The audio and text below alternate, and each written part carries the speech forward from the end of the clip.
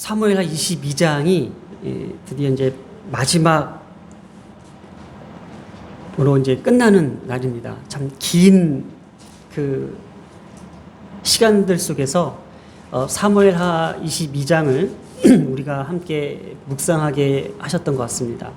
그래서 오늘 이 마지막 엔딩은 어떨까라는 개인적으로 많은 기대 속에서 과연 이 마지막은 어떤 말씀으로 이렇게 마무리를 지을까?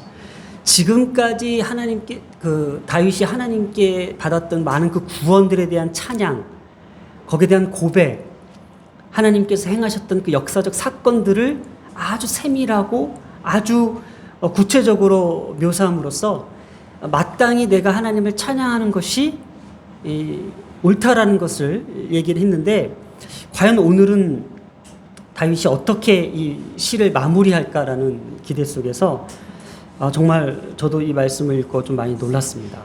우리가 22장 1절에서부터 시작해 볼게요. 1절부터 3절까지가 내가 여호와께 아뢰어라고 시작했습니다. 나의 진솔한 그 고백으로 우리 2020년을 마무리하면서 내 입술로 고백하는 그런 시간들을 한번 가져보자고 마지막 2020년 12월 마지막 주에 이 말씀으로 시작했습니다. 새해가 들어서 4절부터 7절까지는 그의 귀에 들렸도다. 그래서 나의 소리를 들으시는 하나님과 2021년을 새롭게 시작하겠습니다라는 말씀을 가지고 우리가 함께 나누었습니다.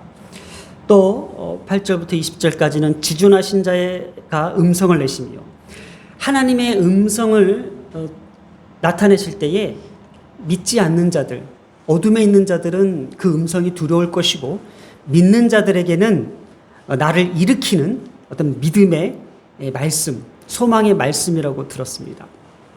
또 하나님의 길을 지키시고, 또 모든 법도 또 말씀을 앞에 두고, 또 스스로 지켜 죄악을 피하라고, 또 하나님의 어떤 경고적 메시지도 우리가 순종적으로 받겠다고 약속했습니다.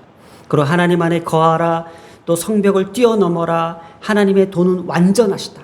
그러니까 하나님께서 다윗에게 펼쳐주셨던 모든 길, 그 도는 바로 하나님의 행위이자 하나님께서 나타나신 사역들이었던 것을 우리가 알 수 있었습니다. 그래서 내 손을 가르쳐 싸우게 하라. 그래서 하나님의 그 능력, 그 힘은 반드시 우리를 승리하게 하신다. 그래서 내가 하나님의 도움과 하나님의 힘을 가지고 모든 원수들과 싸우자는 것이었습니다. 그래서 주께서 전쟁하게 하려고 내게 원수된 것들과 싸우게 하신다라는 거예요. 끊임없이 내가 하나님 앞에 주님의 백성으로 서기 위해서 나의 원수된 것들과 싸우게 하신다는 것. 주께서 전쟁하게 하려고. 우리 지난주에 함께 했죠. 하나님의 언약적 관점에서 말씀하신 그 약속의 말씀.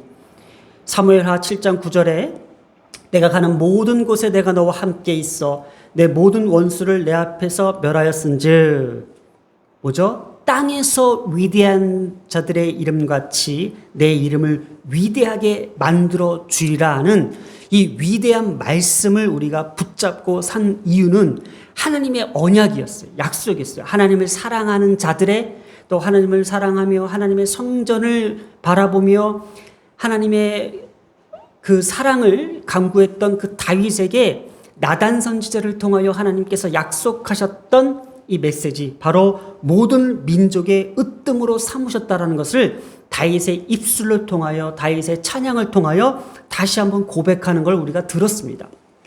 자, 오늘 마지막 절 47절에서 51절까지 말씀은 과연 어떤 주제일까?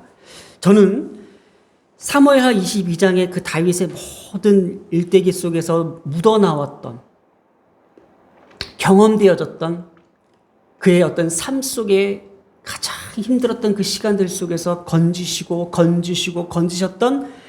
그 순간들을 다윗이 나의 살아계신 그 하나님이심을 고백하고 또 찬양했던 그 내용들이 정말 우리는 이렇게 생각할 수가 있다라는 거예요. 그냥 그것은 역사적 하나의 어떤 사건 속에서 다윗에게 일어났던 일이야 근데 다윗의 입장에서는요, 선조들, 그 조상, 모세 시대 때부터 아니면 아브라함 때부터 하나님의 말씀이 계속 전해지고 있는데, 그때 하나님께서 모세를 통하여 이스라엘 백성들을 건지셨고, 또 여호수아를 통해서 이스라엘 백성들을 건지셨고, 이런 역사적 사건들 속에서 다윗이 경험했던 그 순간은, 내가 지금 듣고 있었던 그 하나님, 그 살아서 역사하신 그 하나님이 실제적으로 자신에게도 살아서 역사하고 계시구나라는 그 찬양이 지금 터져나오고 있다는 거예요. 오늘은 51절부터 한번 살펴보겠습니다. 자, 지금 다윗은 역사적 사건 속에서 살아계신 하나님을 듣고 자랐던 세대, 그리고 다윗의 시대 때에 하나님께서 자기 안에서도 정말 살아서 역사하시며 나를 구원하셨던 그 역사적 사건들을 지금 고백하는데, 우리는 어떠냐는 거예요. 지금 우리는 교회를 다니고 있습니다. 그리고 우리는 예수를 믿는다고 합니다. 그리고 예수님께서 십자가에 못 박혀 돌아가셨고, 나를 구원하시기 위하여 십자가에 못 박혀 돌아가시며 부활하셔서, 지금 우리는 그 사실을 하나의 그냥 위대하신 인물, 그리고 다윗도 위대한 인물이라고 믿음으로 아멘 하면서 지금까지 살아왔다라는 거예요. 그러나 지금 내 앞에 펼쳐지고 있는 그 하나님의 그 살아계심은 정말 얼마만큼 우리가 고백하며 시인할 수 있냐라는 거예요. 이게 관건인 거예요. 우리 자녀들에게 보통 성경 공부를 시킬 때에 참 힘든 게 뭐냐면은, 아이들은 눈에 보이지 않으면 믿질 않아요. 근데 어떻게 해요? 그냥 다윗은 이랬더라, 모세는 이랬더라, 그러니까 너희도 이래야 된다, 우리도 이러자라고 하는 것이 그냥 우리의 신앙 교육이었어요. 그런데 정말 이 말씀 앞에서 이것을 듣고, 진짜 지금 이 순간도 하나님께서 살아계셔. 지금 이 예배 현장 가운데서도 하나님께서 우리의 소리와 우리의 숨소리와 우리의 어떤 생각까지도 다 듣고 계셔. 하나님은 살아계셔.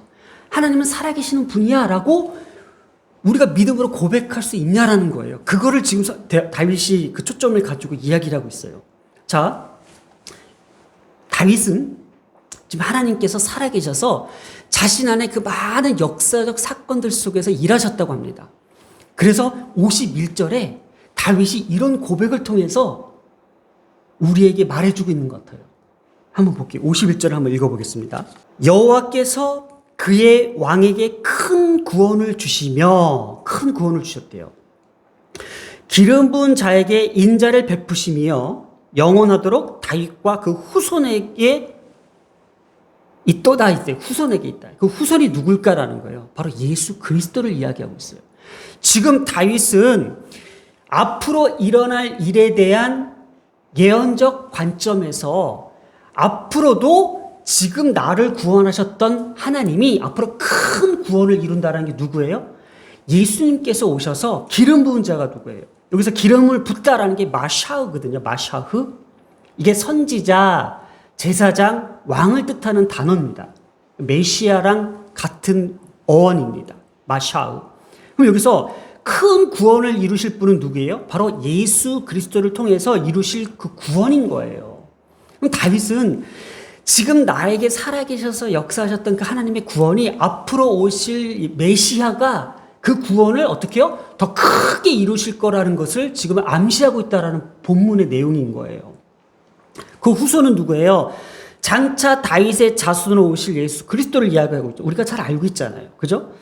자, 여기서 보면은 결국은 하나님은 언약에 근거한 자녀들에게 약속을 이루신다라는 것입니다. 이게 하나님의 속성을 지금 우리가 보자라는 거예요. 하나님은 지금 그 약속을 한 번도 우리에게 저버리지 아니하셨다라는 것이 다윗의 고백이었어요. 자, 인자를 베푸신다라는 것. 바로 하나님께서 지금 다윗을 통하여 보이셨던 그 구원이 앞으로 오실 예수 그리스도께서 더 큰 구원을 이루신다고 했죠. 자, 그럼 그 큰 구원을 이루신 분이 누구예요? 바로 기름을 부으셨던 마샤흐, 그리고 후손, 다윗의 후손이었던 예수 그리스도께서 인자를 베풀어 주신대요. 그 인자가 뭘까요? 바로 헤세드라는 거예요. 바로 인자를 베푸는 건다는 것은 죄인이었던 다윗을 하나님의 그 헤세드의 사랑으로 구원하셨죠. 자, 오늘날 우리에게도, 죄 많은 우리에게도 정말 어둡고 방탕하고 힘든 시간들을 걸어왔던 우리 인생들 가운데서도 하나님께서 그 헤세드는 뭐예요? 언약된 자녀들에게 주시는 긍휼과 자비와 사랑이에요. 약속에 근거한 그 사랑과 긍휼, 어떤 그 구원적 그 메시지를 지금 주고 있는 거예요. 그래서 예수 그리스도께서 죄인들을 끝까지 구원에 이르도록 언약적 사랑을 이루시겠다라는 것이 지금 51절에 담겨진 메시지라는 거예요. 그래서 어떻게 해서라도 어떻게 했어요? 지금도 마찬가지로 우리에게도 징계를 통하여 끝까지 버리시지 않으시는 하나님의 그 절대적 사랑을 우리가 보고 있다라는 거예요. 자, 우리가 죄인이라는 것을 우리가 죄인이라는 것을 우리가 인정합니다. 그러나 하나님께서는 우리가 죄인임에도 불구하고 끝까지 구원에 이르도록 그 언약적 사랑을 약속하시겠다라는 것을 사무엘하 22장 51절을 통해서 우리에게 주시는데, 이 말씀을 통하여 정말 오늘 하나님께서 우리 가운데 지금 살아계신다라는 것을 우리가 어떻게 믿을 수 있냐라는 거예요. 여호와의 사심을 두고 나의 반석을 찬송하며, 이때에 자, 지금 그리스도를 통하여 큰 구원을 이루시고자 하는 하나님의 어떤 그 신실성, 그 하나님의 속성을 지금 들여다보는 거예요. 역사 속에 남아있는 이러한 예언의 어떤 성취를 지금까지도 살아 역사하시는지를 지금 다윗의 입에서는 이렇게 얘기하는 거예요. 그래, 지금 나의 현장에서도 하나님께서 살아계신다는 것을 지금 입술로 고백하는데, 어떻게 고백하냐면 반석이라고 표현했다라는 거예요. 반석. 제가 조금 전에 시간적 관점을 두고 한번 생각해 보자고 그랬잖아요. 다윗이 이런 표현을 썼어요. 하나님께서 살아계심을 두고 지금 이야기를 하는데, 나의 반석을 찬송한다고 그랬어요. 반석. 자, 이 반석이라는 것은 이스라엘의 하나님은 지금까지도 변함없이 살아계신다라는 거예요. 바위를 볼 때에 바위의 성질은 어때요? 바위의 성질. 이게 없어져요? 갑자기 공중 분해가 돼요? 뭐 비바람이 몰아치고 온도에 따라서 이게 막 바위가 막 어느 순간에 훅 날아가 버려요? 아니죠. 이 반석이라는 개념을만 우리가 생각했을 때 세월의 변화에 변함없는 그 자리를 이야기하는 거예요. 바로 시간적 관점을 이야기하고 있죠. 그러니까 이스라엘의 어떤 구원은, 다윗의 어떤 구원, 오늘날 우리 시대까지 이르러 그 반석이신 하나님을 찬양한다는 것은 어떠한 세월의 풍파 속에서도 변함없이 그 자리를 지키고 계시는 분이 누구라고요?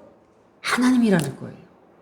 다윗은 이렇게, 하나님은 지금도 여전히 나와 함께 하시고 나의 구원의 하나님이시라는 것을 지금 찬양한다는 건데, 이 찬양한다 할 때 볼 때 두 가지 의미가 있는데, 여기에서 찬양은 바라크예요. 바라크라는 단어를 쓸 때 찬양은, 하나님이 인간에게 주시는 바라크는 축복하다라는 메시지가 있고요. 인간이 하나님을 향하여 바라크는 하나님을 높여드린다, 찬양한다. 근데 하나님의 축복을 사모하며 축복을 바라면서 찬양하는 거예요. 그러니까 좀 안 좋게 얘기하면 뭐 아부를 떤다라고 얘기해야 될까? 하나님 잘 보이기 위해서 나 축복해 주세요, 축복해 주세요. 이 바라크라는데, 지금 이 다윗은 하나님께서 내게 살아계셔서 지금까지 흔들리지 않고 변함없이 나를 지키시는 그 하나님을 지금 높여드린다라는 거예요. 바로 그 하나님께서 내게 축복하신다. 나는 그 축복을 사모한다. 내게 살아계셔서 역사하시는 그 하나님을 바라고 있다는 어떤 간절한 소원이 있다라는 거예요. 그래서 이게 쌍방적 의미로서 이렇게 축복을 강구하고 있는 다윗의 모습을 보면서, 저는 오늘 이 본문을 통해서 오늘 우리에게도 지금 그 살아계신 하나님이 눈앞에 펼쳐지고, 아니면 우리 심령 가운데 하나님께서 내게 변함없이 지금까지도 반석이신 하나님께서 내게 나를 살아계셔서 나를 지금 축복하고 계시고 그 축복하시는 하나님을 내가 지금 바라고 있습니다라는 그 찬양의 고백들이 우리의 입술 가운데 나오면 얼마나 좋을까라는 생각을 해봤어요. 저는 이미 이 말씀을 다 이렇게 묵상했기 때문에 그냥 매 시간 매 초마다 하나님께서 살아계셔서 내게 지금 개입하시는 걸 계속 느끼는 거예요. 그리고 이제 일주일을 보냈던 거예요. 뭐 어느 순간부터 시작해서 그 일일이 다 표현할 수 없지만은 근데요 진짜 그런 것 같았어요. 사실은요 제가 이런 생각을 한번 해봤어요. 우리가 지금 살아있다, 그러니까 하나님은 살아계시는 거 아직까지 잘 모르겠어. 나는 잘 그냥 믿으라니까 믿는 거고, 또 종교는 하나 있어야 되니까 뭐 믿는 구석은 하나 있어야 되는 거 아니야? 근데 정말 내 지금 이 순간에 살아서 막 같이 내 숨결을 느끼시는 거 난 모르겠어. 그래서 우리가 뭐뭐 때문에 살다고 하잖아요. 우리가 공기를 한번 보세요. 만약에 이 공기가 없다고 한번 생각해 보세요.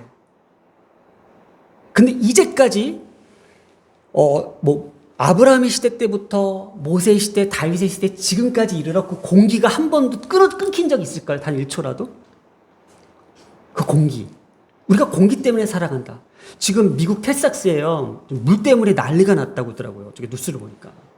이 한파 때문에 물이 지금 끊기고 뭐 난리가 났어요.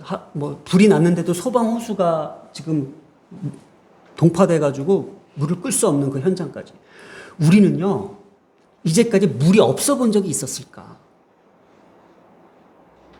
우리는 이 공기와 물, 하다못해 태양, 한 번도 태양이 갑자기 꺼진 적이 있었을까? 말도 안 되는 일이잖아요, 우리한테. 근데 우리는 너무나도 당연하게 여겨요. 물과 공기와 이런 하다못해 만약에 제가 말한 이 세 가지 중에 한 가지만 없어도 우리는 죽잖아요. 그래, 그 공기는 있다고 쳐요. 근데 물이 없거나, 아무것도 없다고 그러니까 먹지를 못하니까 죽는 거예요.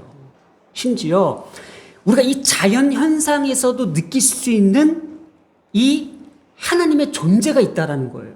누군가 끊임없이 공기를 공급해줘야 되고, 물을 공급해줘야 되고, 태양을 줘야 되고, 그 태양이 있어야지 뭐예요? 식물이 자라서 먹을 수 있어야 되는 거 아니에요.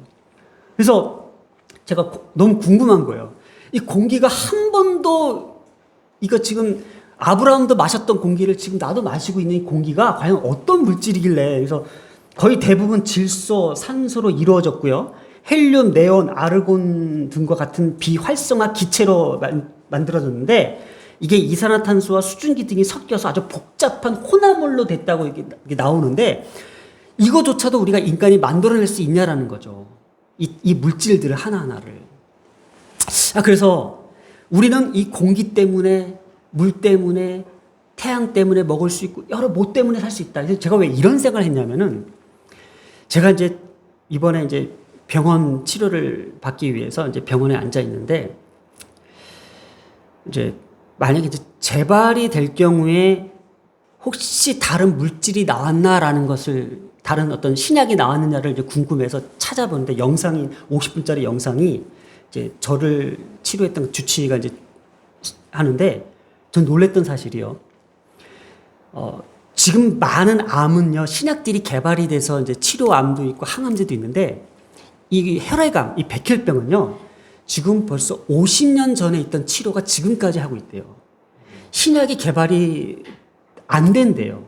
그럼 무슨 얘기냐면은 골수 이식 아니면은 안 된다라는 거예요. 그러니까 새로운 피가 내 몸속에 들어와서 그것이 면역세포를 만들어야지 어떤 약물을 통해서 이것을 억제할 수 있고 이거를 제어할 수 있는 게 아직 개발이 안 됐다고 하더라고요. 근데 지금 작년 8월에 그 약이 하나 나왔는데 그것이 완전히 그 사람을 골수 이식처럼 새롭게 생명을 줄 수 있냐라는 것은 미지수라는 거예요. 그러면 뭐냐면은 골수가 아니면은 죽는 거잖아요. 그죠? 이 환자들에게는. 그래서 수많은 백혈병 환자들이 사망에 이르고 또 재발에 이르고 또 생존율이 그렇게 많지는 않다는데, 일단은 저는 그런 생각을 했어요. 골수가 없이는 살 수 없는 거. 공기가 없이는 살 수 없는 거. 그쵸? 물이 없으면 살 수 없는 거. 태양이 없어서 우리가 식물이 자라지 않고 먹을 수 없는 거. 우리는 뭐뭐가 없으면 살 수 없는 거예요. 예수 그리스도 없이는 우리가 구원이 이룰 수 없고요. 하나님이 살아계시지 않으면 우리는 살 수 없다라는 결론을 일으키는 거예요. 저는 뭐 이런 논리가 좀 비약일 수도 있겠지만은 하나님이 살아계시지 않으면 나도 살 수 없다라는 거. 하나님이 지금 내 앞에서 살아계시기 때문에 내가 살아있는데 반대로 내가 살아있는 그 자체가 하나님께서 살아계셔서 역사하시기 때문에 지금 내가 살아있다라는 거예요. 물론 믿지 않는 자들에게는 말이 안 되는 얘기일 수 있지만은 우리가 하나님을 믿는 관점에서 하나님 앞에 그 축복을 바라면서 지금 찬양하고 기도하고 있습니다. 하나님 우리를 축복해 주세요. 다윗이 고백한 것처럼 나의 반석이신 하나님을 찬양합니다. 우리도 지금 영원히 변하지 않는 그 하나님을 찬양하고 예배하고 있는데 그 하나님께 예배할 때 우리는 어떤 예배를 드리냐면은 지금 그 살아계신 하나님께서 내 앞에서 살아계셨기 때문에 살아계시기 때문에 그 하나님을 내가 지금 찬양하고 있습니다. 지금 예배하고 있습니다. 지금 주님 앞에 간구하고 있습니다. 그래서 지금 우리 눈앞에 지금 하나님께서 살아계셔서 내가 지금 살아있는 이 자체가 내 존재가 하나님께서 내 눈앞에 살아계시기 때문에 저는 그랬어요. 솔직히 하나님이 살아계셨기 때문에 내가 지금 살아있습니다. 하나님의 그 살아계시다라는 것을 지금 다윗은 하나님의 속성을 들여다보면서 지금 이야기를 하고 있다라는 것이 여호와의 사심을 두고 나의 반석 되신 하나님을 찬양합니다라고 이야기를 하고 있는 겁니다. 그러니까 다윗은 이거예요.